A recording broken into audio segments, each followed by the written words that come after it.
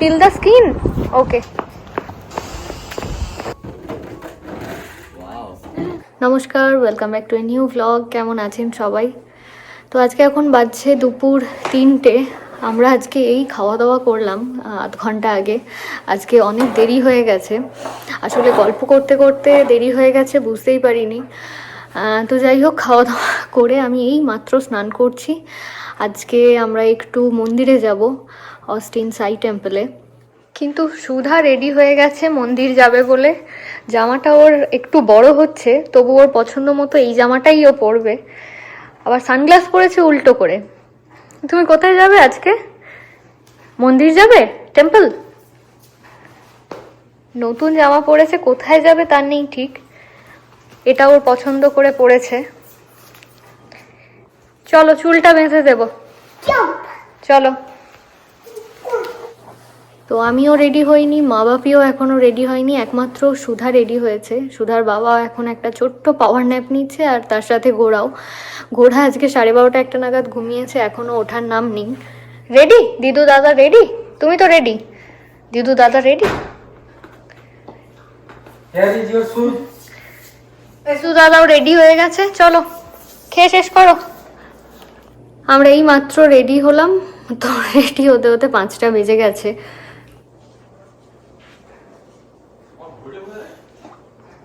শুধু কোথায়? ও সানগ্লাস, শুধু ঘুমিয়ে পড়বি না কিন্তু, তুই আজকে ঘুমাসনি। ভালো হয়েছে, আজকে এসি যাই শুয়ে পড়বে। কালকে স্কুল আছে। স্কুল যাওয়ার কথায় খেয়াল হলো, সপ্তাহ 2 হচ্ছে সুধা স্কুল যেতে শুরু করেছে।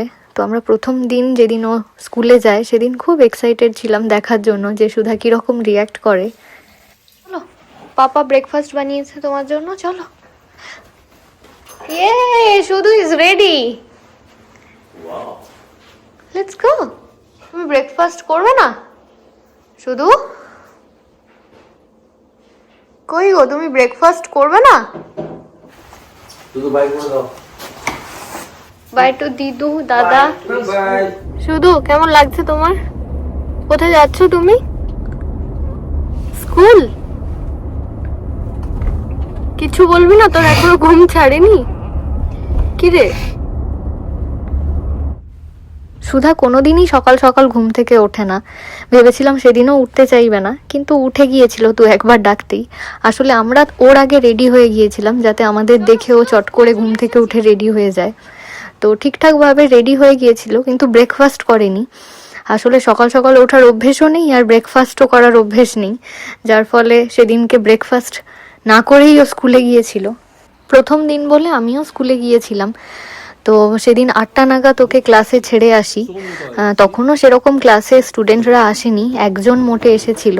তো আমরা যখন ছেড়ে আসছিলাম তখন সুধা প্রায় কাঁদতে শুরু করে দিচ্ছিল, কিন্তু ওর ক্লাস টিচার ওকে কোলে নিয়ে ভুলিয়ে দিয়ে আমাদেরকে বললো, আপনারা বেরিয়ে যান, আপনারা থাকলেই ওর মন খারাপ বেশি করবে, তার থেকে আপনারা চলে যান, আমরা সামলে নেব। ওই প্রথম 2-1 দিনই একটু কেঁদেছিল ছাড়ার সময়, তারপর তো মহানন্দে স্কুলে যায়।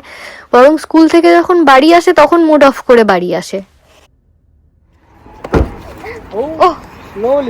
ঘুম ভাঙছে না ওর এখনো। এই যে আমরা এখন মন্দিরে এসে গেছি।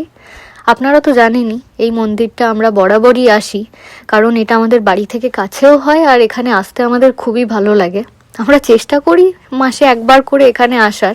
শেষবার এসেছিলাম সুধার জন্মদিনে সকালবেলা, আর আজ গোড়া আর মা বাপিকে নিয়ে প্রথমবার এলাম। প্রথমে আমরা এই ভেঙ্কটেশ্বরা মন্দিরটা দর্শন করে নিই, তারপর সাই মন্দিরে যাব। পিল দ্য স্কিন? ওকে, দাও, লেট মি হেল্প ইউ। তো আমরা এখন ভেঙ্কটেশ্বরা মন্দির থেকে যাচ্ছি এখন সাই টেম্পলে।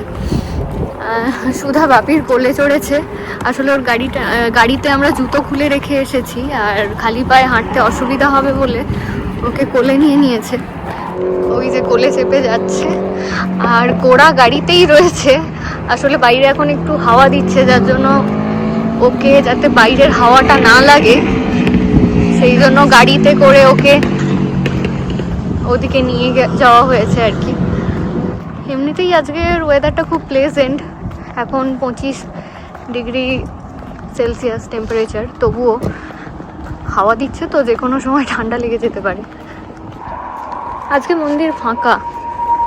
পুজো হলে পুজোর সময় এখানে প্রসাদ দেয়, আর এখানে বসে আমরা প্রসাদ খাই।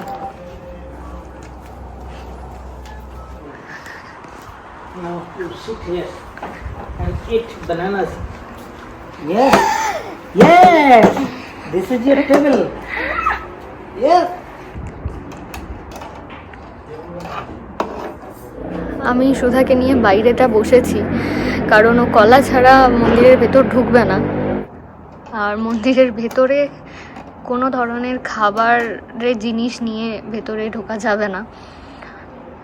তো আমি তাই বাইরে বসে রয়েছি, আর বাদবাকি সবাই মন্দিরের ভেতরে দর্শনের জন্য গেছে।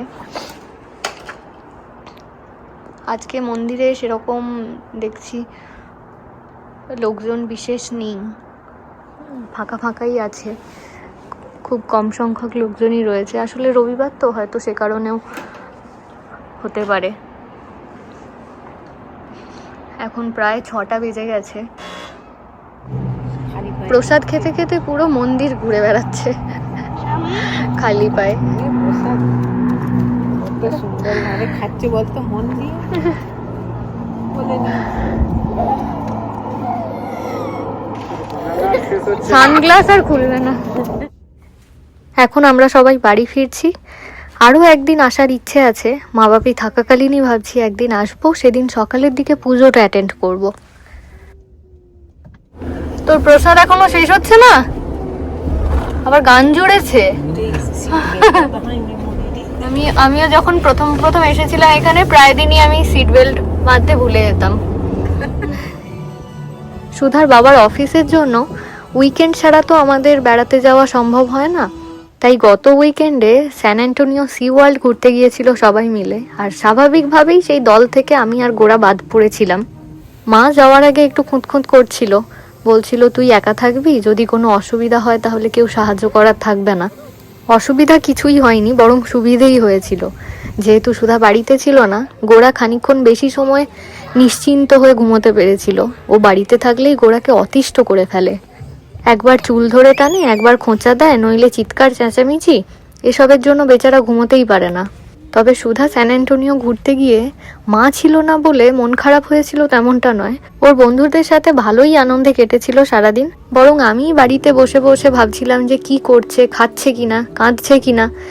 আমাকে তাই সবাই মিলে ফটো, ভিডিও সমস্ত কিছু ওখান থেকে পাঠাচ্ছিল। তো সি ওয়ার্ল্ড আমি আগে একবার গেছিলাম, যখন সুধার ঠাম্মি দাদা এসেছিল, সবাই মিলে একবার গিয়েছিলাম। তো আমি ব্লগেও দিয়েছিলাম সেটা, আপনারা হয়তো দেখে থাকবেন। আমরা সেবার সবকটা শো দেখতে পারিনি, কারণ শেষ শোটার আগেই মা অসুস্থ হয়ে পড়েছিল, যার ফলে আমরা বাড়ি ফিরে চলে এসেছিলাম। এই হচ্ছে সেই শোটা যেটা দেখা হয়নি। এখন আর কি করে বলি যে দেখা হয়নি, কারণ ভিডিও করে এনেছিল আর ওখান থেকে পাঠিয়েও ছিল। বাড়িতে বসেই আমি দেখেছিলাম, আর এখন আপনারাও দেখছেন।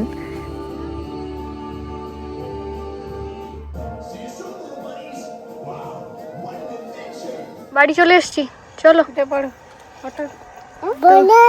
ইয়েস চলো খেয়ে দে, চল এবার শুয়ে পড়বি, সকালে উঠতে পারবি না নইলে।